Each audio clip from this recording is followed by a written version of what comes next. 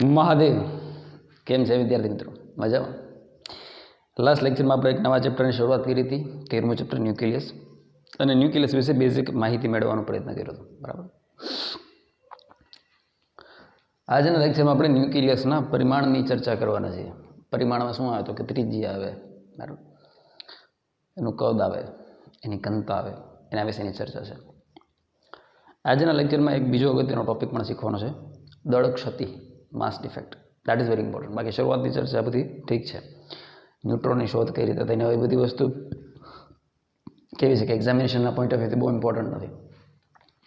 હા, વૈજ્ઞાનિકનું નામ યાદ રાખવાનું કે જેમ્સ ચેડવિકે ન્યુટ્રોનની શોધ કરી હતી, બરાબર, અને એના માટે નોબેલ પારિતોષિક પણ એનાયત કરવામાં આવ્યું હતું. પણ આ બધી ચર્ચા કોમ્પિટિટિવ એક્ઝામ માટે કે ગુજરાત બોર્ડ માટે કે ગુજકેટ માટે ક્યાંય ઇમ્પોર્ટન્ટ નથી.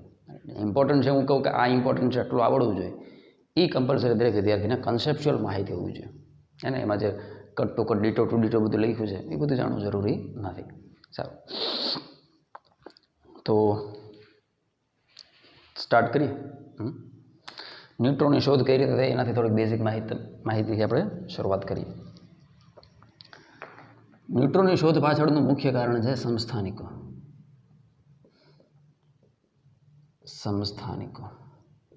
સમસ્થાનિકો, રાઈટ, આઇસોટોપ્સ, આઇસોટોન, આઇસોબાર, એ બધા શું છે આપણે છેલ્લા લેક્ચરમાં ચર્ચા કરી ગયા, બરાબર. એ કામનું છે.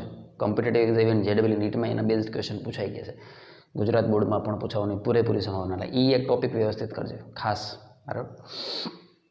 પછી ભારિત સરેરાશ કઈ રીતે મેળવવું, બે આઇસોટોપ હાજર છે તો એની ટકાવારી આપી હોય, બરાબર, તો એ એના પરથી કુલ એનું દળ છે એ કઈ રીતે શોધવું, ભારિત સરેરાશ દળ, એ બે ટોપિક અગત્યના હતા. તો સંસ્થાનિકો પરથી આપણે એવો વિચાર આવે કે દાખલા તરીકે આવું છે 1H1, 1H2, રાઈટ, 1H3. આ હેવી હાઇડ્રોજન કહેવાય, રાઈટ. આ એનાથી પણ હેવી છે કારણ કે એનું દળ વધી ગયું છે. હવે દળ કહું ને એટલે અહીંયા જોવાનું, જેને આપણે માસ નંબર એ દ્વારા રજૂ કરીએ છીએ, એ, બરાબર. અને આ શું છે તો કે આપણા ઝેડ છે, પરમાણુ ક્રમાંક. આ જે છે શું છે, ઝેડ ઝેડ ઝેડ. હું આ રીતે ઝેડ કરીશ, આડો લીટો, બરાબર, ઝેડ. હા, તો હું કહેતો તો આ સમસ્થાનિકો છે. પરમાણુ ક્રમાંક બધાનો કેવો છે બેટા? સરખો છે. સારું. પરમાણુ દળાંકમાં ફેર છે. આનો મતલબ શું થયો કે અહીંયા આપણે તમે વિચારી શકો કે ભાઈ કેન્દ્રમાં શું છે, પ્રોટોનની સાથે બીજી એક વસ્તુ એ પણ જોડાયેલી છે, મતલબ પરમાણુ ક્રમાંક સાથે, કે પરમાણુ ક્રમાંક એટલે આપણે એવું કહીએ છીએ પ્રોટોનની સંખ્યા. પણ કોઈ ન્યુટ્રલ એટમ છે, ન્યુટ્રલ, વીજભારની દ્રષ્ટિએ કોઈ તટસ્થ એટમ હોય, રાઈટ, કોઈ પરમાણુ વીજભારની દ્રષ્ટિએ કેવું હોય, તટસ્થ, આયન નહીં, બરાબર. એટમ એટલો મતલબ શું કે જેટલા પ્રોટોન છે, જેટલો પોઝિટિવ ચાર્જ છે એટલો જ નેગેટિવ ચાર્જ છે, એને તટસ્થ કહેવાય પરમાણુ. કેમિસ્ટ્રી તમે મારા કરતાં વધારે સારું જાણો છો, રાઈટ, ખ્યાલ છે મને. તો અહીંયા એવું લખીએ કે તટસ્થ પરમાણુ માટે જેટલા પ્રોટોનની સંખ્યા છે એટલી જ શું ઇલેક્ટ્રોનની સંખ્યા. આ બે શેના દ્વારા રજૂ થાય? ઝેડ દ્વારા જ રજૂ થાય. તો અહીંયા તમે જોઈ શકો છો કે જેટલો પ્રોટોન છે મતલબ એ એક જ કેન્દ્રમાં છે. કેન્દ્રમાં બીજી કોઈ વસ્તુ છે નહીં. એક પ્રોટોન, એક ઇલેક્ટ્રોન. વાર્તા પૂરી થઈ ગઈ. અહીંયા એવું નથી. અહીંયા તમે જોઈ શકો વીજભાર તો એક જ છે, કેન્દ્રમાં વીજભાર તો એક જ છે, એક જ પ્રોટોન છે, +1p. પણ એ ઉપરાંત એક બીજો કણ છે, ઇલેક્ટ્રોનને કંઈ ફેર નહીં પડે બેટા, પણ એક એવો બીજો કણ છે જે આની સાથે વજન વધારે છે, વિદ્યુત ભાર નથી વધારતો. ત્યાંથી એમ જ છે કેન્દ્રમાં જો વીજભાર વધે તો ઇલેક્ટ્રોનની સંખ્યામાં ફેરફાર થવો જોઈએ, પણ એવું ન થયું. ખાલી એનું વજન વધી ગયું. એનો મતલબ હું સમજો, દાખલા તરીકે એક પ્રોટોનના 2 પ્રોટોન થયા હોત તો આમાં 2 ઇલેક્ટ્રોન થયા હોત તો કંઈ શંકાનો મતલબ કોઈ ઇસ્યુ નથી. પ્રોટોન એકનો એક છે, ઇલેક્ટ્રોન એકનો એક છે, તેમ છતાં દળ વધી ગયોનો મતલબ શું થયો તો કેન્દ્રમાં એક એવો કણ છે, કે જેની પાસે શું નથી, વીજભાર નથી. વીજભાર નથી કેમ તો કે જેટલા પ્રોટોન જેટલો ન્યુટ્રોન, એ આંકડો મેચ થાય છે પણ વજન મેચ નથી થતું.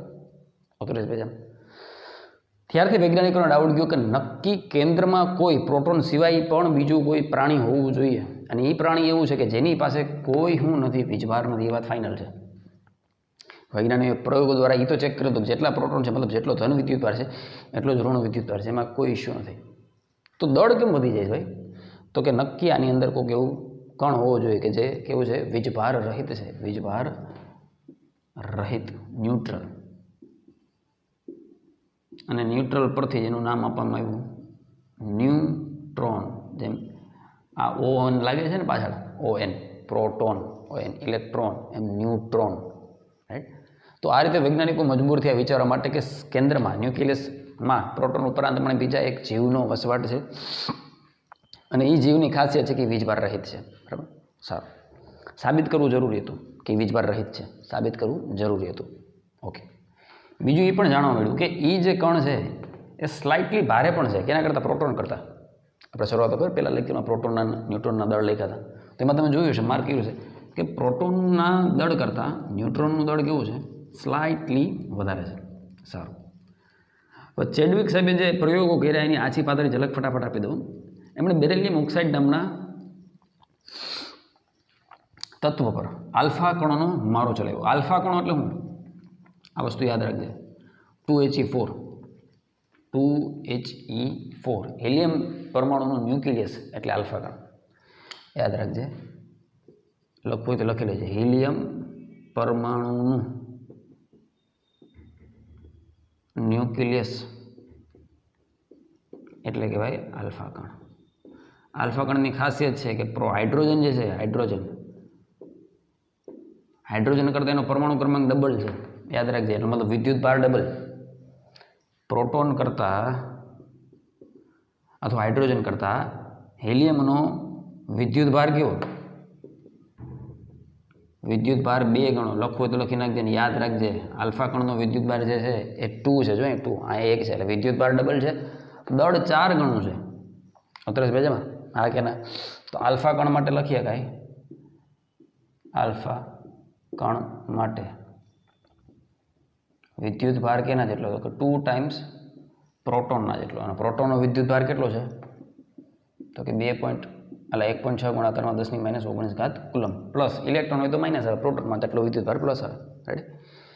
વીજભાર એટલો છે અને દળ કેટલો છે? તો કે 4 વખત માસ ઓફ પ્રોટોન. પ્રોટોનનું દળ 1 હોય તો આનું 4 થાય. જો અહીં પ્રોટોનનું દળ જે 1 છે, રાઈટ. એક પ્રોટોનનું દળ હોય એના કરતાં 4 ગણું દળ વધારે છે. આ બે વસ્તુ યાદ રાખી છે. પ્રોટોન કરતાં આલ્ફા કણનું દળ 4 ગણું અને એનો વિદ્યુત ભાર 2 ગણો. કોમ્પિટિટિવ એક્ઝામમાં કામ લાગશે, ગુજરાત બોર્ડના દાખલામાં કામ લાગશે. સારું. તો હિલિયમ પરમાણુનું ન્યુક્લિયસનો જ્યારે બેરિલિયમ ઓક્સાઇડ પર મારો ચલાવવામાં આવ્યો, ભારે કણ છે. લખીને એક બીજું, ફિઝિક્સમાં આની છાપ ભારે કણની છે, માથા ભારે કણ. તને ખબર હોય તો નાના હોય ત્યાં ઠેરીઓ કદાચ રીમ હોય તો ખ્યાલ હોય કે સેન્ટરમાં નાની નાની ઠેરીઓ છે. બરાબર.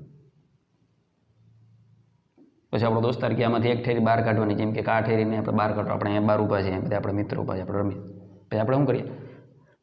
આપણો દોસ્તાર કહે ને કે આ ઠેરીને બહાર કાઢી દે, આપણે એના પર જોરથી મારવાનું. તો જે જોરથી મારતા હોય એ ઠેરીનો ઈઠેરો હોય મોટો, દેશી ભાષામાં, એનાથી આપણે મારીએ છીએ. કેમ? આના જેટલું દળ હોય તો એના પર એટલી આઘાત નહીં પહોંચાડી શકે, એટલી માર નહીં કરી શકે, એટલો એને ઝટકો નહીં આપી શકે.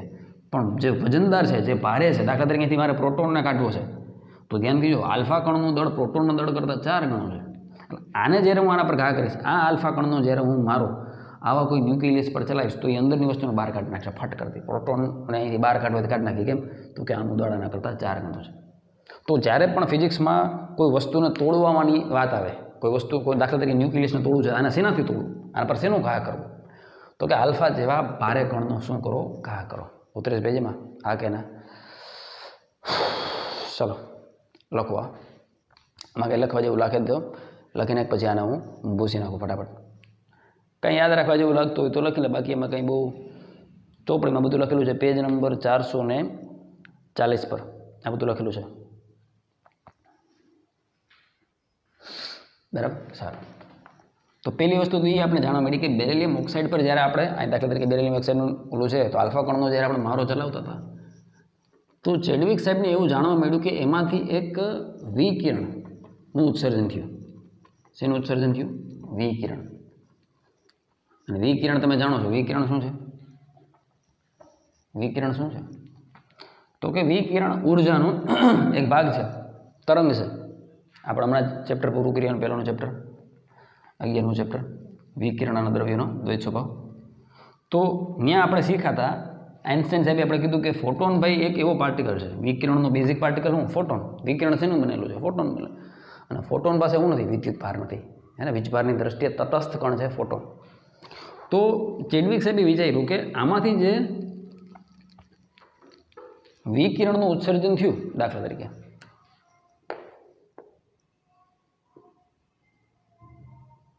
આ છે બેરિલિયમ ઓક્સાઇડ.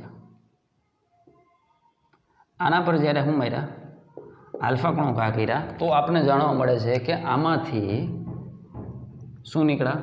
વિકિરણ નીકળ્યા. વિકિરણ નીકળ્યા. અને આપણે એ ખબર છે કે વિકિરણ શેનું બનેલું છે? ફોટોનનું બનેલું છે. અને ફોટોનની ખાસિયત શું છે બેટા? તો કે એ વીજભારની દ્રષ્ટિએ તટસ્થ છે. આખી સ્ટોરી સાંભળજો, તટસ્થ છે. હવે કોયડો એ હતો કે વીજભાર, એ સમયે ફોટોન સિવાય બીજી કોઈ નોલેજ નહોતું કે ભાઈ વીજભારની દ્રષ્ટિએ તટસ્થ હોય એવું કોણ? તો કે ફોટોન. ઇલેક્ટ્રોન ખબર હતી, પ્રોટોન ખબર હતી, ફોટોન ખબર હતી, બરાબર. આ બધા પાર્ટિકલની ખબર હતી ભાઈ આ વીજભારની દ્રષ્ટિએ તટસ્થ છે. હવે સાંભળજો. તો હિલિયમ, કાર્બન, બરાબર, દાખલા તરીકે કાર્બન લઈ લઈએ. હિલિયમ, કાર્બન, નાઇટ્રોજન એવા હલકા ન્યુક્લિયસ હતા કે જેના કેન્દ્રમાં ઓછા પ્રોટોન હતા, બરાબર. એનો પરમાણુ ક્રમાંક ઓછો છે બધીનો, બરાબર. તો દાખલા તરીકે આની વાત કરીએ તો 6 જ છે આમાં, 6C12. તો આના પર જ્યારે આ વિકિરણને મારો કરવામાં આવ્યો, અહીંથી જે નીકળ્યા ને એને આના પર ઘા કરવામાં આવ્યો, તો એવું જાણવા મળે છે કે આમાંથી પ્રોટોનને દૂર કરી શકાણા. દાખલા તરીકે આ 3, હજી એમાં બીજે કણ છે પણ હું ખાલી પ્રોટોનનો કહું છું. 6 કાર્બન છે, 6C12 આની વાત કરું. તો આમાંથી આવા હલકા ન્યુક્લિયસમાંથી આ પ્રોટોનને દૂર કરવા માટે સક્ષમ રહ્યા આ પ્રયોગમાં. હવે વૈજ્ઞાનિકોએ એ વિચાર્યું કે આ જે કણનો આપણે મારો ચલાવ્યો એ વાસ્તવમાં વિકિરણ છે, પણ વિકિરણ શું છે? તો કે ફોટોન જ છે. વિકિરણ શેનું બનેલું? ફોટોન. એનો નાના નાના પાર્ટિકલ કોણ? ફોટોન. તો હવે જેમ્સ ચેડવિકે બુદ્ધિ મારી, જેમ્સ ચેડવિકે બુદ્ધિ મારી કે મોટા એ ફોટોન છે એ બીજું કાંઈ નહીં પણ ન્યુટ્રોન જ હોઈ શકે. ન્યુટ્રોન એ શું છે? વીજભારિત કણ છે. એનો મતલબ એવો થયો કે જ્યારે આના પર બેરિલિયમ ઓક્સાઇડ પર આપણે શેનો મારો ચલાવતા હતા? આલ્ફા કણનો મારો ચલાવતો ત્યારે વાસ્તવમાં વિકિરણ મુક્ત નહોતા થતા, હે ને? તમને ખબર છે કે કણ પાસે પણ શું હોય કે તરંગ લંબાઈ હોય કે, તો એ વાસ્તવમાં ત્યાંથી ન્યુટ્રોન રિલીઝ થતા હતા. જે ભારે કણ છે ને ન્યુટ્રોન, એ રિલીઝ થતો હતો. અને એને જ્યારે આપણે આના પર મારો ચલાવતા હતા તો એ શેને બહાર કાઢવા માટે સક્ષમ હતા? તો કે પ્રોટોનને બહાર કાઢવા માટે સક્ષમ હતા. તો આ બે પ્રક્રિયા માટે વેગમાન સંરક્ષણ અને ગતિ ઉર્જાના સંરક્ષણનો ઉપયોગ કરી અને જેમ્સ ચેડવિકે સાબિત કરી દીધું કે અહીંયા જે કાંઈ નીકળ્યું હતું એ વાસ્તવમાં શું હતું? ન્યુટ્રોન જ હતું, બરાબર. વેગમાન ક્યારે પ્રસ્થાપિત? વેગમાન કોઈ વસ્તુનું ક્યારે સાબિત કરી કે જ્યારે તમે દળ અને વેગ વિશે સચોટ હોય તો.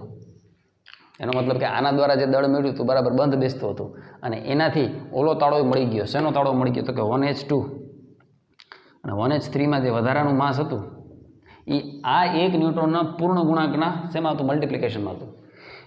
અહીંયા જો 1H1 છે, અહીંયા એક ન્યુટ્રોન નથી, અહીંયા એક ન્યુટ્રોન છે અને અહીંયા 2 ન્યુટ્રોન છે. તો અહીંયા જે ન્યુટ્રોનનું દળ મળ્યું એટલું દળ અહીંયા વધારે હતું, 1 ન્યુટ્રોન જેટલું. અહીંયા 2 ન્યુટ્રોન જેટલું દળ વધારે હતું અને એ અપ્રોક્સિમેટલી કેના જેટલું? પ્રોટોન જેટલું જ હતું. બહુ જાજુ નહોતું પણ થોડુંક વધારે. તો આ રીતે શેની શોધ થઈ? ન્યુટ્રોનની શોધ થઈ. અને આ મહાનતમ શોધ માટે જેમ્સ ચેડવિકને સાલ મને યાદ નથી, ચોપડીમાં લખેલી છે, રાઈટ, એ અરસામાં એમને નોબેલ પારિતોષિક એનાયત કરવામાં આવ્યો, રાઈટ. આ બધી વાર્તા છે યાર, પણ આનાથી આપણને કાંઈ ફેર નથી પડતો. આપણને એ ખ્યાલ હોવો જોઈએ કે ભાઈ ન્યુટ્રોન જે છે એ વાસ્તવમાં બે વસ્તુ ક્લિયર હોવી જોઈએ તેને, કે પ્રોટોન કરતાં સેજ ભારે કણ છે, બીજું વીજભારની દ્રષ્ટિએ કેવું છે? તટસ્થ છે. શું ન્યુટ્રોનને તોડી શકાય? તો જવાબ છે હા, ન્યુટ્રોનને તોડી શકાય. એ આગળ આપણે ચર્ચા કરશું, એ જાણવા જેવો ટોપિક છે. ન્યુટ્રોન અને પ્રોટોન એકબીજામાં ભળી શકે છે, એ બધી ચર્ચા કરીશું તમને. એકબીજામાં કમ્બાઈન થઈ શકે છે. અંદર અંદર ન્યુક્લિયસ બહુ પેચીદી વસ્તુ છે બેટા, એકદમ રહસ્યમય. સારું, પણ આપણે બહુ વધારે ડિટેલમાં ચર્ચા નહીં કરીએ. આપણા સિલેબસમાં જેટલું છે એટલે જ ચર્ચા કરવાનો પ્રયત્ન કરશું, હા ને? સારું, લખો. ત્યાર પછી લખો ન્યુક્લિયસની ત્રિજ્યા. ટાઇટલ આપો, ન્યુક્લિયસની ત્રિજ્યા.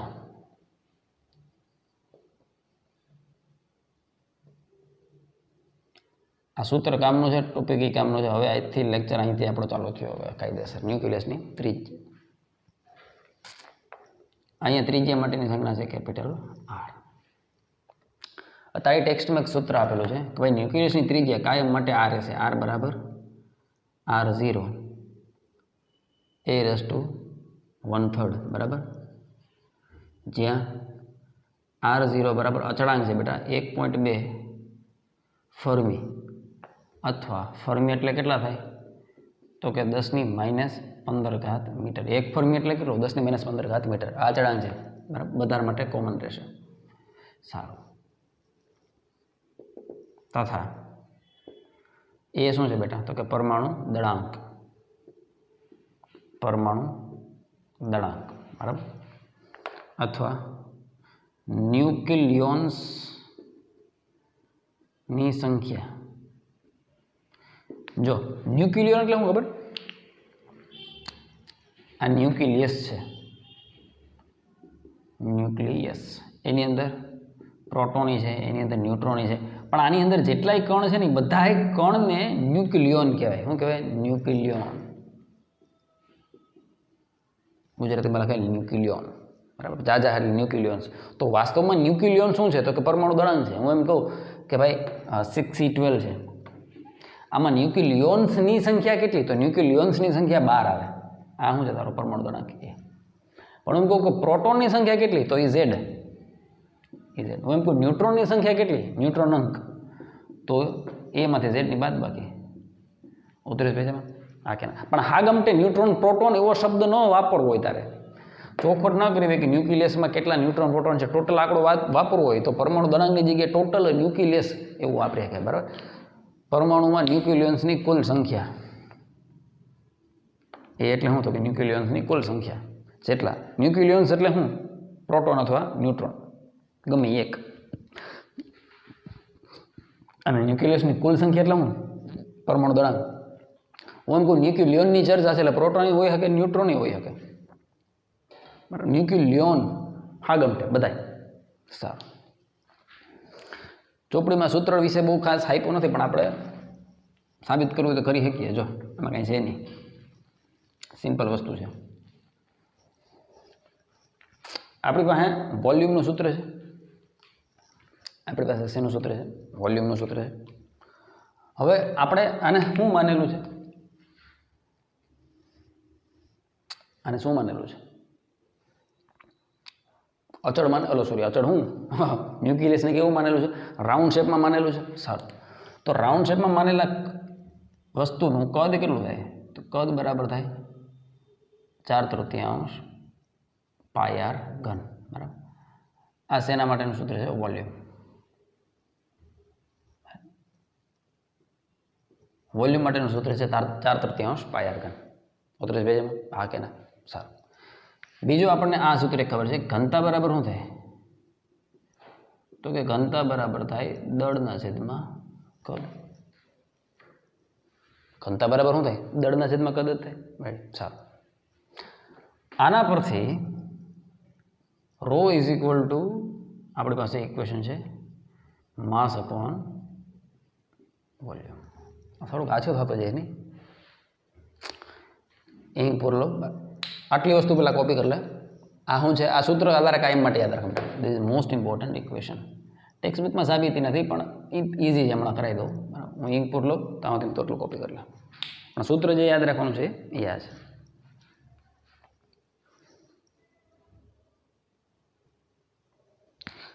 બે ઇક્વેશનની મદદથી આપણે ન્યુક્લિયસના પરિમાણો વિશે 2-3 અગત્યની વસ્તુ આજે જાણવા મળશે બરાબર. સારું.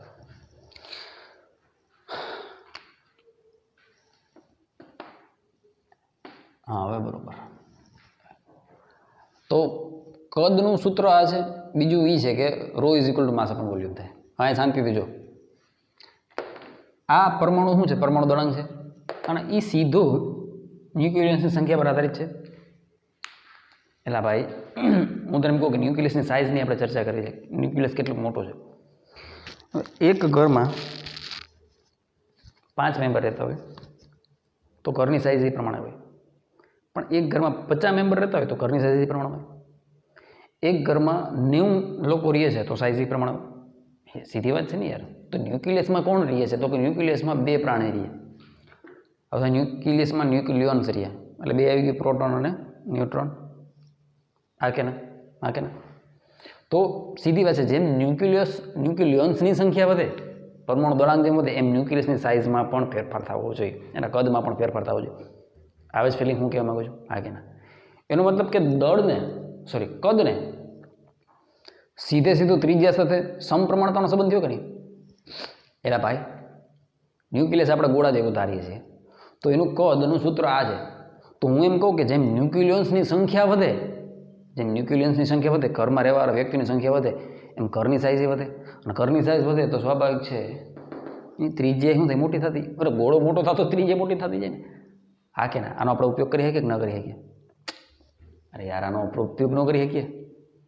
આ કે ના? કરી શકાય? કરી શકાય. તો એક વસ્તુ આપણને અહીંયાથી ખબર પડી ગઈ. શું ખબર પડી ગઈ?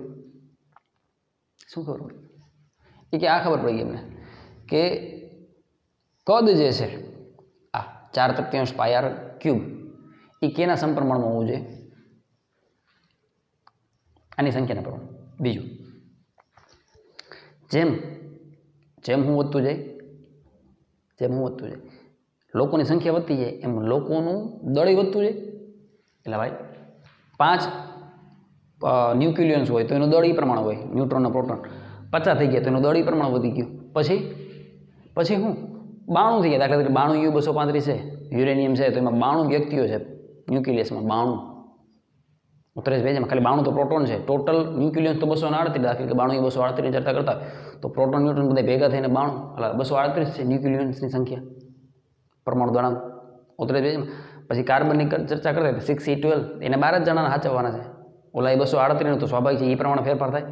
તો આ સૂત્ર સુધી કઈ રીતે પહોંચી શકાય? કોઈ વિદ્યાર્થી કહી શકે? કે ન કહી શકે? કહી શકે. બહુ શાંતિથી ને આસાનીથી કહી શકે. જો હા, દેશી ભાષામાં લખું છું. ન્યુક્લિયસનું કદ ચલે છે ન્યુક્લિયોન્સની સંખ્યા.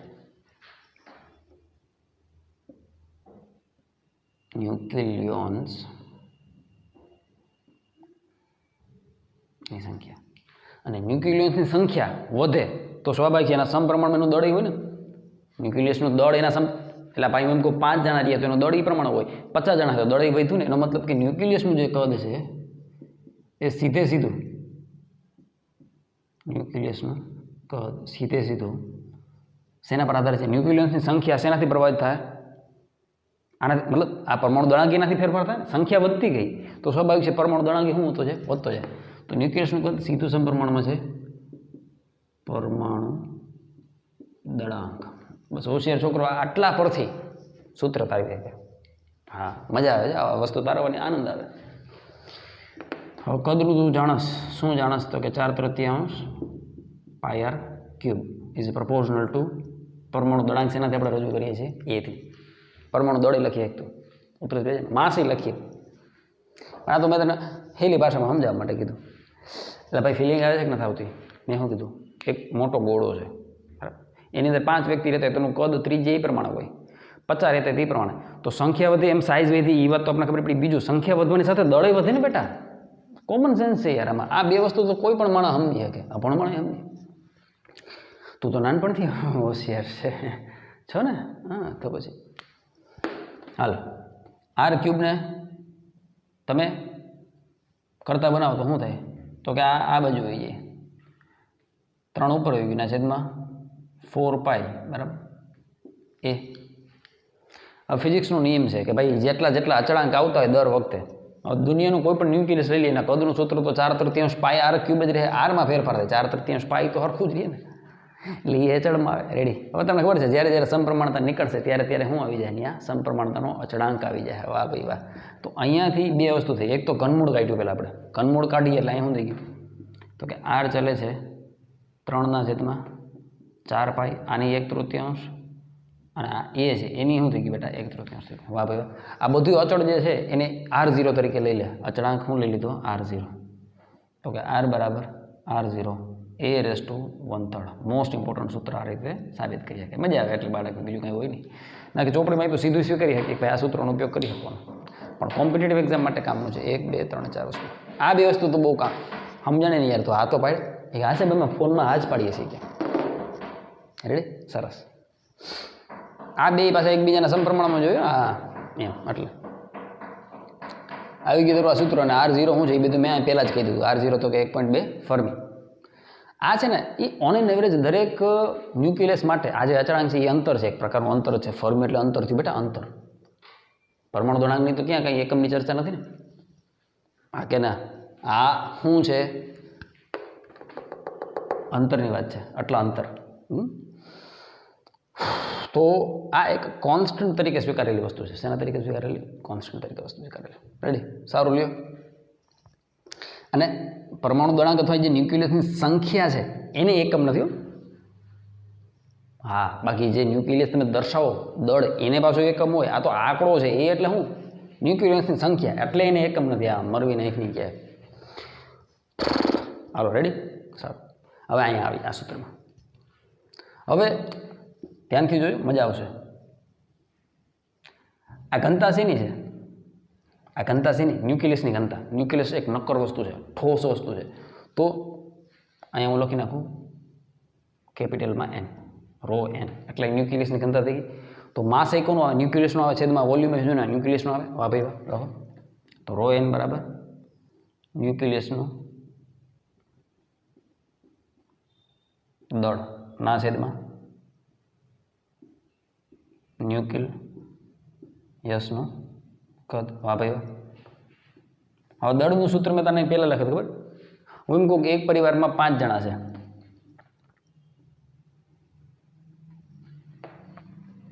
એ કે આમાં ટપકું તો તમે એક જ કર્યું કહું છું. અને આપણે આનું વજન શેમાં દર્શાવીએ છીએ? AMUમાં અથવા યુમાં. હા કે ના?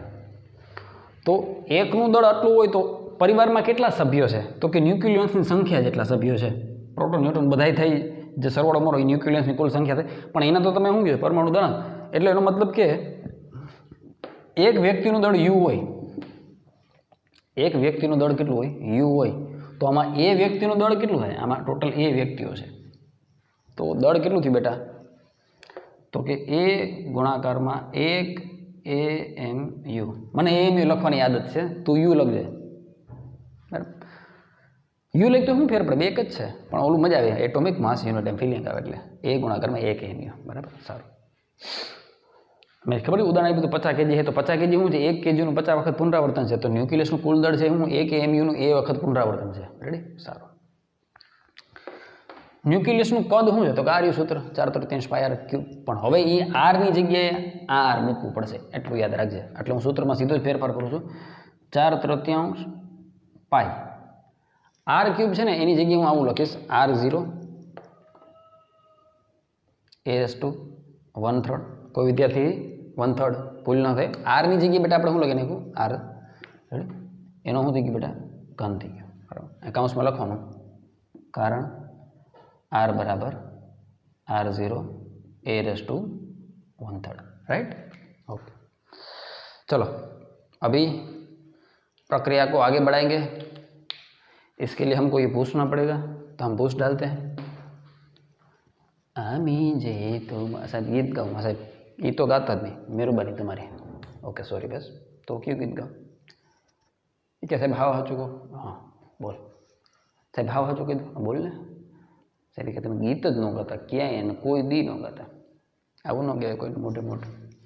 સારું ચલો. તો ઇધર A ઇન્ટુ 1 AMU. 1 AMU એટલે 66 0.5 અપ્રોક્સિમેટલી. આને આપણે પણ 67 લઈ જ લઈ છીએ.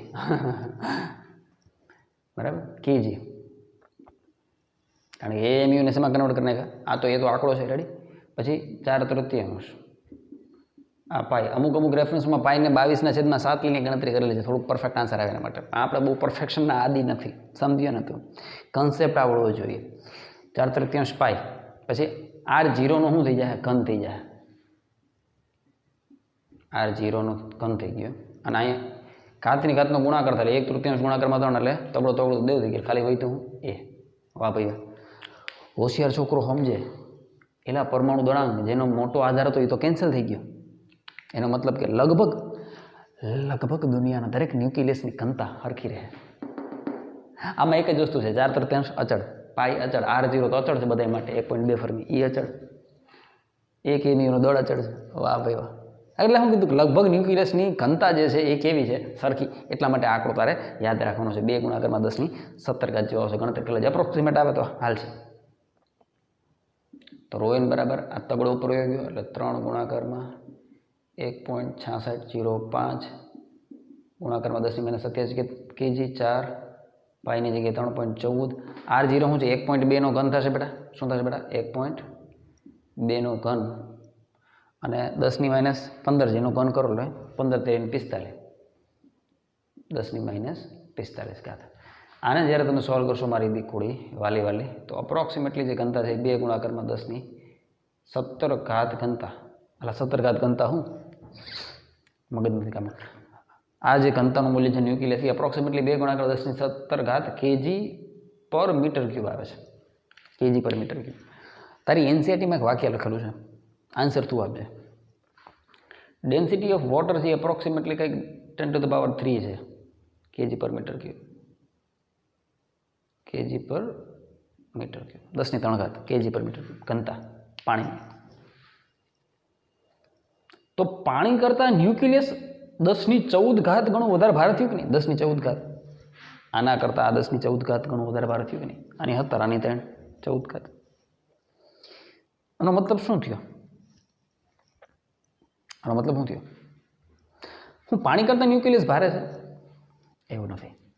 જો પાણી કરતાં ન્યુક્લિયસ ભારે હોય તો આ પેન એક પીછાનું વજન આપણે ઉચકી ન શકીએ, જો ખરેખર વાસ્તવમાંની ઘનતા આટલી ભયંકર હોય તો. પણ ઓલી લાઈનને યાદ કરી, વિડીયો આની પહેલાંનો વિડીયો જોજે. મેં કીધું હતું કે આ રૂમ જેવડું પરમાણુ ધારીએ, આ રૂમ જેવડું પરમાણુ, તો એ પરમાણુના કેન્દ્રમાં 100ની અણી જેટલો ભાગ જે છે, એના કેન્દ્રમાં તમે 100ની અણી જેટલો ભાગ, એમાં આખા પરમાણુનું દળ નિહિત છે. એનો મતલબ કે પરમાણુ મહદઅંશે પોલા છે. એ અણી જેટલા ભાગમાં દળ કેન્દ્રિત થઈ ગયું. હવે જ્યારે દાખલા તરીકે આ પેન લો, પેન પ્લાસ્ટિકની અથવા ફાઇબરની બનેલી છે, તો એનો બીજો જ્યારે એટમ આવશે તો એનો બીજો એટમ અહીંયા સેટ આવશે આમ એના. તો એનો મતલબ કે એક એટમની બીજા એટમ વચ્ચે આટલી જગ્યા તો ખાલી છે. એનો મતલબ કે પરમાણુ પોલા છે, પોલા, બહુ પોલા છે. તો આ ઘનતા વાસ્તવમાં શું સૂચવે છે? આ 10⁻17 ઘાત શું સૂચવે છે ખબર? એક જ વસ્તુ સૂચવે કે પરમાણુ મહદઅંશે પોલા છે ને, એના મોટા ભાગનું દળ અહીંયા કેન્દ્રિત કરી દીધું. ભલે જેટલું છે એટલું, ભલે કીડીના ટાંગા જેટલું છે, પણ એ બધુંય ક્યાં છે? અહીંયા કેન્દ્રિત થયેલું છે ને. આટલીની ઘનતા પ્રચંડ છે. એમ સમજો, ફિલિંગ સમજો.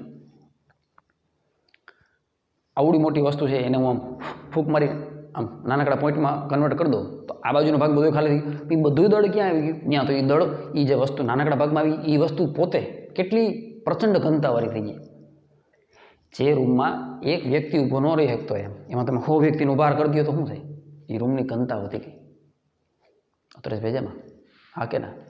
તો કહેવાનો મતલબ શું છે કે પરમાણુનું સમગ્ર દળ એક જગ્યાએ કેન્દ્રિત કરી દેવાથી, ન્યુક્લિયસમાં કેન્દ્રિત કરી દેવાથી એની ઘનતા પ્રચંડ થઈ ગઈ. બાકી વાસ્તવમાં એક ન્યુક્લિયસ પછી કેટલી બધી જગ્યા ખાલી છે, પછી પાછી કેટલી બધી જગ્યા ખાલી, પછી બીજું ન્યુક્લિયસ આવે. આગળ આમ હોત કે એક પરમાણુ અંદર એક ન્યુક્લિયસ અહીંયા, બીજું ન્યુક્લિયસ અહીંયા, ત્રીજું આમ 10⁻17 ઘાત હોત તો સ્વાહા. તો દુનિયાનો કોઈ વ્યક્તિ એને ઉપાડી ન શકે. કઈ રીતે ઉપાડી શકે? આ બધું ભરેલું હોય તો, અને બધાની ઘનતા આટલી હોય તો ઉપડે? કોઈ દી ન ઉપડે. તો આમાં કન્ફ્યુઝ થવા જેવું કાંઈ નથી. યાદ એ રાખવાનું છે, આ આંકડો એ સૂચવે છે કે ઘનતા એટલા માટે વધારે છે ન્યુક્લિયસની, કારણ કે પરમાણુનું સમગ્ર દળ ત્યાં કેન્દ્રિત છે, નાનકડા વિસ્તારમાં. એટલે પરમાણુ પોતે જ પોલો હોય તો ભલે ને ગમે એટલું દળ હોય, ત્યાં કેન્દ્રિત થઈ જાય તો કંઈ ભારે થોડો થઈ જાય. ચાલો અહીં સુધી છાપો લો. તો પરમાણુની ઘનતા ઓન એન એવરેજ દરેક માટે કેટલી? આંકડો યાદ રાખવા જેવું, પછી સૂત્ર યાદ રાખવા જેવું. આ તો યાદ રાખવાનું છે કમ્પલસરી. બસ બીજું કંઈ યાદ ન રાખતા હાલશે. બા આટલું યાદ રાખી ને એટલે ઘણું. કેમ આવ્યું ને શા માટે છે એની બધી મેં ચર્ચા અહીંયા કરી. રેડી? હાલો હવે આગળ વધીએ. પોઝ કરીને છાપી નાખો.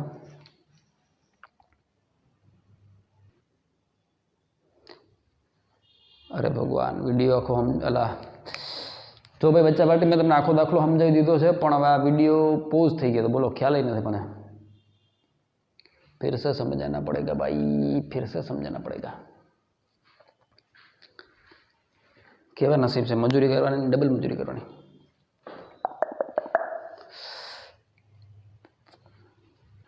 શું કરશું કે સમજાવો પાછો, અમે શું કરીએ કે તમારો વાક છે। હા ભાઈ,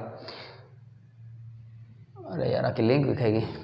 ઉદાહરણ 13.1 આપણે ગણતા હતા, મને ખબર નથી વિડીયોમાં મેં સમજાવ્યું નથી, વિડીયો પોઝ હતો એટલે હવે ખબર નહીં ક્યારે પોઝ થઈ ગયો। તો આપણી પાસે આ સૂત્ર તો છે ન્યુક્લિયસનું દળ, ન્યુક્લિયસનું કદ 1 ગુણાકારમાં AMU ગુણ્યા 4/3 પાઈ। હા બરાબર। હવે આપણે એવું કીધું છે રકમમાં કે ભાઈ ન્યુક્લિયસનું જે આયરન 56, ઉદાહરણ 13.1 પાછું વાંચું છું અમારે। ઉદાહરણમાં લીધું છે આયરનના ન્યુક્લિયસ માટે દળ 55.85 U અને એ 56 આપેલ છે, તો તેમાં ન્યુક્લિયસની ઘનતા શોધો એવો તમને દાખલો પૂછ્યો છે, એના માટે મેં ડેટા લખ્યો હતા અહીંયા બરાબર। હવે ઘનતાનું આપણી પાસે આ સૂત્ર હતા, એમાં શું કરતા હતા આપણે, આ એ ઉડાડી દેતા હતા, અહીંયા ઉડાડી શકાય। જો આ 55.85 અને 56 એ અપ્રોક્સિમેટલી કેવા છે, એક જ છે। અહીંયા તો આપણે થિયરી સાબિત કરતા હતા એટલે ખાલી એક એક લખતા હતા ને એટલે ઉડી જતા હતા। અહીંયા ઉડાડવા તો ઉડાડી શકે, તો અહીંયા 1 AMU વધે તો 1 AMU કરીને આપણે ગણતરી મેળવીને આન્સર મેળવતો, તો વાસ્તવમાં જે આન્સર એની આસપાસનો જ આવ્યો। કિંમત મૂકી દીધી 55 AMUની જગ્યાએ રકમમાં આપ્યું છે કે આ યુ છે અને કેજીમાં ફેરવવું હોય તો કે 1 U બરાબર 1.66 ગુણાકારમાં 10⁻27 કેજી એમાં મૂકી દીધો, એ આન્સર દળ મળી ગયું। આની જગ્યાએ દળ મૂકી દીધું, ત્રગડો છેદનો છેદ અંશમાં આવી ગયો, 4 પાઈ 3.14। R0ની જગ્યાએ આપણે અચળાંક મૂકી દીધું 1.2 ગુણાકારમાં 10⁻15 ફરમી। આ કે ના આવે છે ફિલિંગ, એને ગુણાકારમાં 56 ગણતરી કરશો એટલે ફેરસ એટલે કે લોખંડની ઘનતા આની આસપાસની આવે છે। તો આપણે આની પહેલાં કીધું ને કે દુનિયાના કોઈ પણ ન્યુક્લિયસની ઘનતા અપ્રોક્સિમેટલી આને આડેગાળે આવે છે, કારણ કે એ શેનાથી સ્વતંત્ર છે તો કે લગભગ પરમાણુ દળાંકથી સ્વતંત્ર છે। સારું, તો આ થઈ ગયું તમારું ઉદાહરણ 13.1। મેં એની પહેલાં હોમવર્કમાં 2 દાખલા સ્વાતી એ નહીં પતા, એમાં કંઈ કરાવવા જેવું છે નહીં, જોઈ લેજો, થઈ જાય દાખલા છે, નહીં તો પછી છેલ્લે જોશું રાઈટ। હાલો પોઝ કરો, બીજી વાર સમજાવવો પડ્યો, બોલો હવે તો ચાલુ છે ને? હા ચાલુ છે વિડીયો, સારું લ્યો। આ તમારું 13.1 ઉદાહરણ હતું, એમાં કાંઈ છે નહીં, કાઢ લેવાનું। હવે આગળ વધીએ।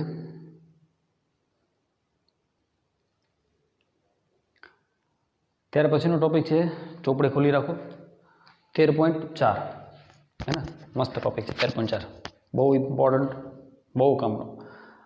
આ એક ટોપિક પર આધારિત મોટા ભાગના દાખલા પૂછાય છે સ્વાધ્યાયમાં। આ દાખલા મોટા ભાગના આ એક ટોપિક પર આધારિત છે।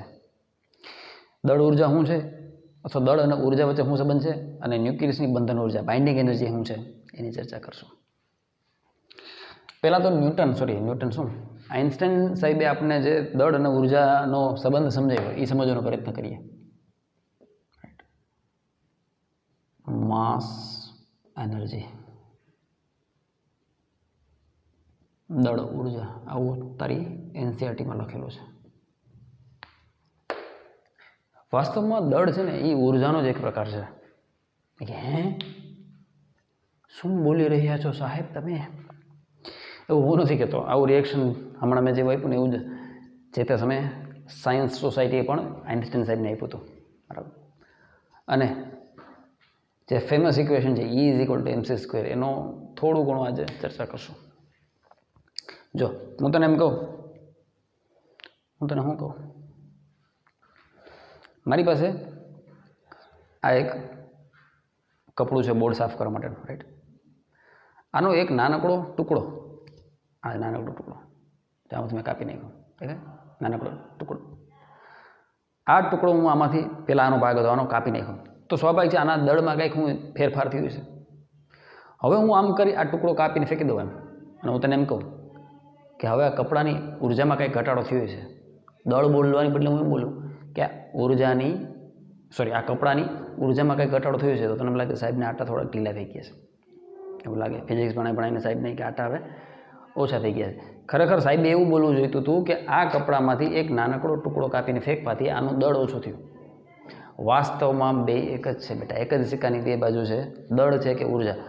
દળ વાસ્તવમાં શું છે તમને સાયન્સમાં અત્યાર સુધીમાં તો ભણી ગયા છો, દળ કેને કહેવાય બરાબર। એક મિનિટ,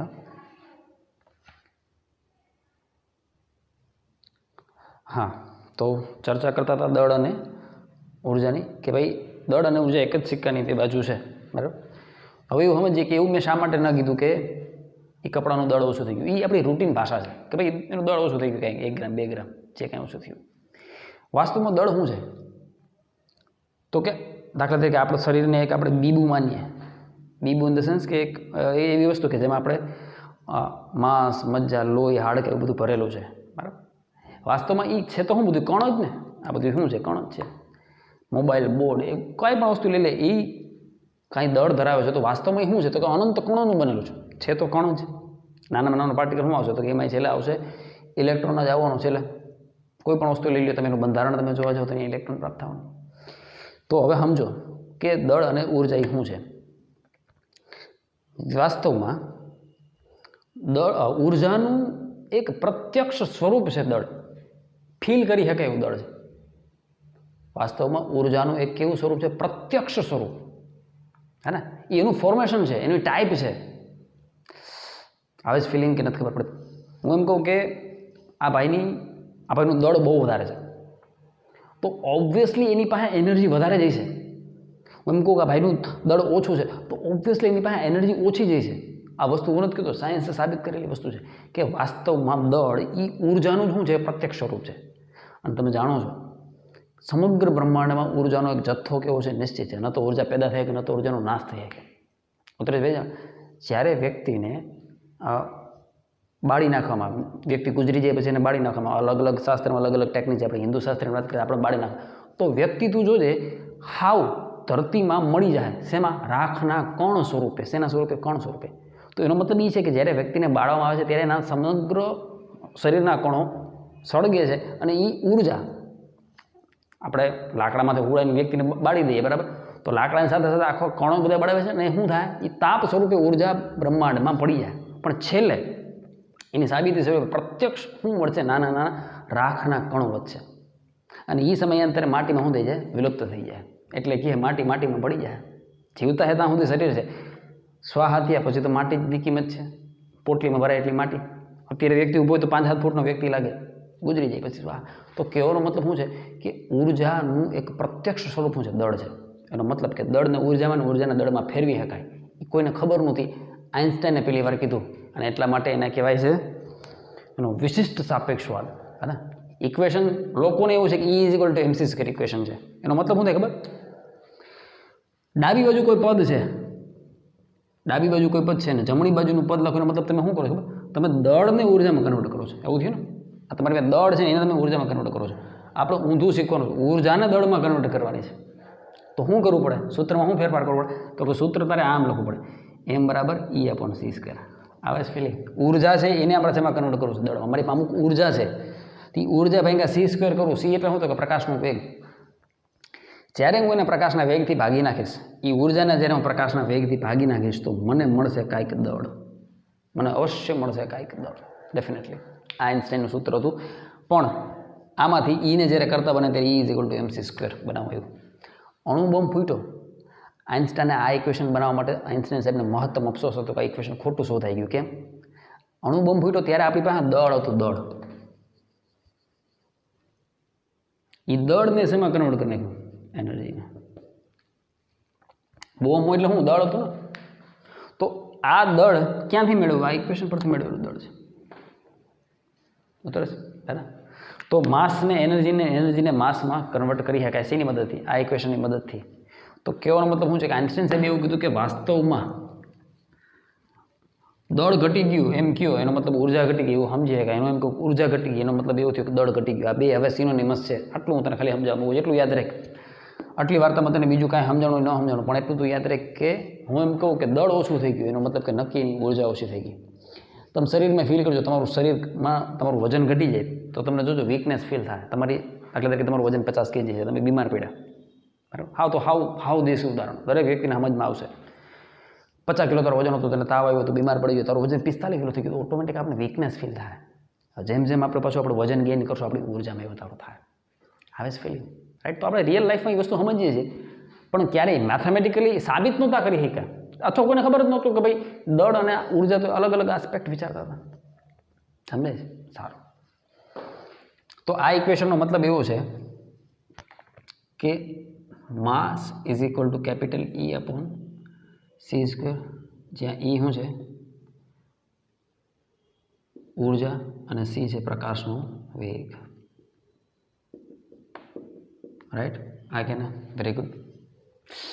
હવે જો એક એમાં ઉદાહરણ આપ્યું છે ચોપડીમાં, એ ઉદાહરણની ચર્ચા કરશું. બરાબર, આના પરથી famous equation E is equal to હું લખી શકાય m into c². Energy can be converted to mass. જો એનર્જીને c² થી ડિવાઈડ કરી નાખવામાં તો એ માસનું સ્વરૂપ લઈ લે. રેડી? સારું. E is equal two mc². સૂત્ર હું તારી સામે લખેલું છે. બરાબર,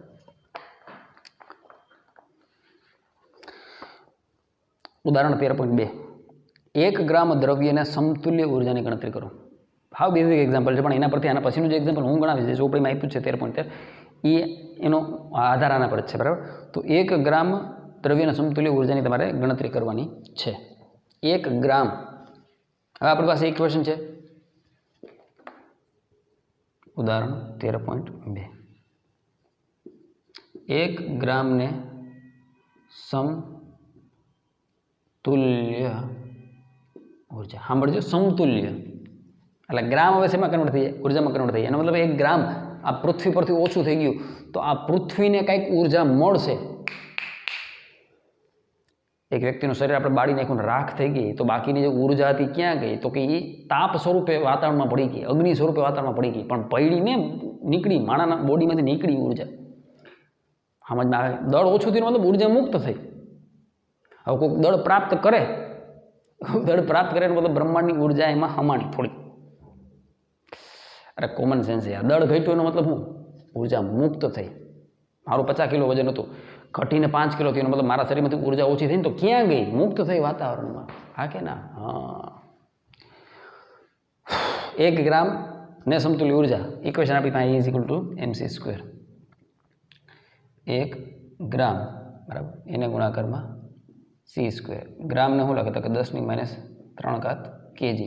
એસઆઈ એકમમાં ચાલે ને, ગ્રામ તો એસઆઈ નથી. અપ્રોક્સિમેટલી 3 ગુણાકારમાં 10⁸ એનો વર્ગ, એટલે 3 નો વર્ગ શું થાય? 9. 8 × 16 ગુણાકારમાં 10⁻³. બરાબર, આ મીટર² પ્રતિ સેકન્ડ², કારણ કે મીટર પ્રતિ સેકન્ડનો વર્ગ છે ને, એટલે મીટર² પ્રતિ સેકન્ડ² લખો. રાઈટ. પારિમાણિક સૂત્ર જેટલો ઉર્જાનું આવશે kg એટલે m1 L2 T - 2, m1 L2 T - 2 થઈ ગઈ ઉર્જા. તો પછી તો ભાઈબંધ કલ્પના કરી કે જો તમે 1 ગ્રામ દળને નાબૂદ કરી શકો, આ બ્રહ્માંડમાંથી તમે 1 ગ્રામ દળ ખાલી ઓછું કરી શકો, 1 ગ્રામ દળનો નાશ કરી શકો, તો એ 1 ગ્રામ દળ તમને વિચાર તો કરી લે આટલી ઉર્જા આપવા માટે સક્ષમ છે. કલ્પના કરો કેવડી મોટી ઉર્જા. 1 ગ્રામ, હું તને ફિઝિકલ મિનિંગ કહું કે 1 ગ્રામ દળને સમતુલ્ય ઉર્જાનો મતલબ શું કે 1 ગ્રામ દળ જો નાબૂદ થઈ ગયું, 1 ગ્રામ દળ તમે વાપરી નાખ્યું, આ પેનમાંથી 1 ગ્રામ દળ ઓછું કરી અને ઘા કર્યું વાતાવરણમાં, તો એ વાતાવરણમાં શું ઘા થયું? તો કેટલી ઉર્જા ઘા થઈ. આવે છે ફિલિંગ? વાહ ભાઈ વાહ. હાલ હવે હું તને એક્ઝામ્પલ આપું છું, એ ટ્રાય કરે. આ એક્ઝામ્પલ મોસ્ટ ઇમ્પોર્ટન્ટ આખા ચેપ્ટર માટે ઉપયોગી છે, આખા ચેપ્ટર માટે. 1 AMU ને સમતુલ્ય ઉર્જા કે 1 ગ્રામ AMU છે. 1 ગ્રામ શું છે? આપણે જો અહીંયા તો આપણે ગ્રામ કે કેજી એવું તો કાંઈ આવડ નથી. ન્યુક્લિયસમાં દળ બધું શેમાં આવશે? AMUમાં જ આવશે. તો હવે એ દળને આપણે શેમાં કન્વર્ટ કરવું છે? ઉર્જામાં કન્વર્ટ કરવું છે. તો આપણી પાસે એવું કંઈક સ્ટાન્ડર્ડ શોર્ટકટ હોવો જોઈએ ને, એ શોર્ટકટ અહીંથી આપણને મળશે. કારણ કે દર વખતે AMUને આપણે શેમાં કન્વર્ટ કરવું પડશે? એનર્જીમાં. હા કે ના? હાલો, તો આપણી પાસે સૂત્ર શું છે? E is equal two mc². આ કેટલું છે? તો કે 1 AMU બેટા, 1 AMU ગુણાકારમાં શું છે? c². આના માટે છે 1.6605 ગુણાકારમાં 10⁻27 kg ગુણાકારમાં એ શેમાં થઈ ગયું? કેજીમાં થઈ ગયું. બરાબર. 2.9979 ગુણાકારમાં 10⁸. બરાબર, એનો વર્ગ મીટર² પ્રતિ સેકન્ડ². હા કે ના? હવે જે આન્સર આવશે એ જૂલમાં આવશે, ધ્યાનથી જોજે. આ બધું એટલા માટે લખું જેનાથી તને પરફેક્ટ આંકડો આવશે. તો અહીં 3 લખીશ કે અહીંયા 1.67 લખીને તો તને પરફેક્ટ આન્સર નહીં આવે એટલા માટે. બરાબર, ચોપડીમાં આપેલું છે, ગણતરી જોઈ લીધી. તો 1.6605 ગુણાકારમાં 2.9979 એનો વર્ગ ગુણાકારમાં 10⁸ દુને 16 એને ગુણાકારમાં 10⁻27 ના છેદમાં આ જે જૂલમાં હતો, જૂલમાંથી હવે આપણે શેમાં જવું છે? ઇલેક્ટ્રોન વોલ્ટમાં. હવે આપણને ખબર છે જૂલમાંથી ઇલેક્ટ્રોન વોલ્ટમાં જવું હોય તો 1.6 ગુણાકારમાં 10⁻19 વડે ભાગવા પડે. એક સ્ટેપ વધારે કરી નાખો. જૂલમાં આ આન્સર જૂલમાં આવશે. શેમાં આવશે? જૂલમાં. બરાબર. હા, એ આન્સર હું લખું એટલે તને વધારે ફિલિંગ આવે. એ આન્સર આવે છે 1.4924. હા, ગુણાકારમાં 10⁻10 જૂલ. હા, 1.4924 ગુણાકારમાં 10⁻10 જૂલ. રાઈટ. આને જ્યારે ઇલેક્ટ્રોન વોલ્ટમાં ફેરવશો એટલે શું થાય? 1.49 એને ગુણાકારમાં 10⁻10 આને 1.602 થી ભાગી દે. 1.602 ગુણાકારમાં 10⁻19. બરાબર. હવે જૂલ શેમાં ફરી ગયા? ઇલેક્ટ્રોન વોલ્ટમાં. રેડી? હા કે ના? આની ગણતરી કરે છે એટલે આ જે જવાબ આવશે એ આવશે 931.5. 931 અલા હા 931.5 એને ગુણાકારમાં આવશે 10⁹. રેડી? આટલું આવશે. આ ગણતરી તું સ્ટેપ બાય સ્ટેપ કરજે. બરાબર. હવે 3 મીંડા આ બાજુ લઈ લે. 3 મીંડા આ બાજુ લઈ એટલે શું થઈ ગયું? 931.5 931.5 ગુણાકારમાં 10⁶ ઇલેક્ટ્રોન વોલ્ટ. પણ 10⁶ ને શું કહેવાય? મેગા. શું કહેવાય? મેગા. એટલે યાદ રાખજે કે 1 AMU ને આપણે શેમાં કન્વર્ટ કર્યું? ઉર્જા. તો કેટલી ઉર્જા મળી? તો કે 1 AMU દળ ખાલી ઓછું થાય તો વિચાર તો કે કેવડી ઉર્જા મળે? 931.5 મિલિયન ઇલેક્ટ્રોન વોલ્ટ. મિલિયન એટલે 10⁶. આ આંકડો તારે કાયમ માટે યાદ રાખવાનો છે કે હવે જ્યારે 1 AMU દળ છે એ કન્વર્ટ થઈ જાય શેમાં? ઉર્જામાં કન્વર્ટ થઈ જાય તો એને માટે આપણે કેટલી ઉર્જા લખીએ છીએ? 931.5 મિલિયન ઇલેક્ટ્રોન વોલ્ટ ઉર્જા લખીએ છીએ 39 પેજમાં. અથવા 1 AMU ગુણાકારમાં c², જ્યાં પણ તને દેખાય યાદ રાખજે 1 AMU ગુણાકારમાં c², આટલું તને ક્યાંય દેખાય. હું એમ કહું કે દળ માસ 25 ની સમકક્ષ ઉર્જા મારે જોઈએ છે. 25 ને સમકક્ષ. ધ્યાનથી જોજે. તો ગણતરી શું કરવાનું? તો કે E નું સૂત્ર છે E બરાબર mc². mc નો સ્ક્વેર.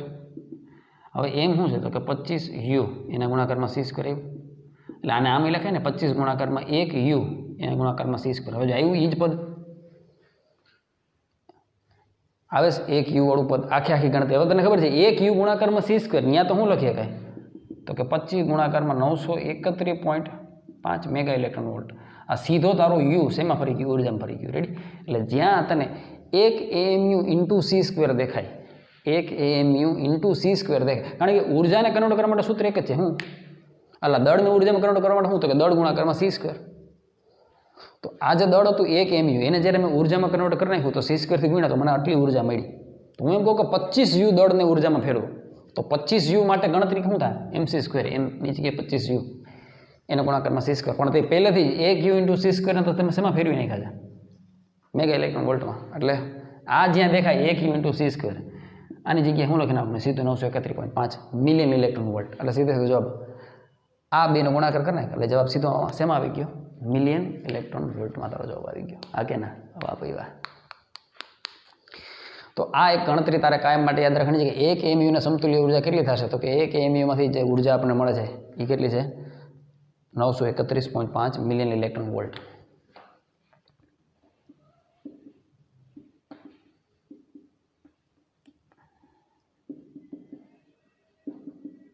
$931.5 મિલિયન અથવા મેગા બે એક જ. મને મિલિયનની આદત છે. મિલિયન એટલે 10⁶ થાય. મિલિયન એટલે 10⁶, બિલિયન એટલે 10⁹ એમ. 931.5 મેગા ઇલેક્ટ્રોન વોલ્ટ. રેડી? તો બસ આ વિડીયોમાં અહીં સુધી રાખશું. રાઈટ?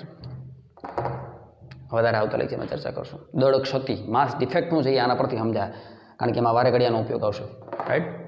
મહાદેવ વાંચજે. દળ ક્ષતિ વાંચીને આવજો આવતા લેક્ચરમાં. મહેરબાની કરજે. અને તને ખ્યાલ આવી જાય એટલે હું ભણાવું સીધું ઉતરી જાય. રેડી? મહાદેવ.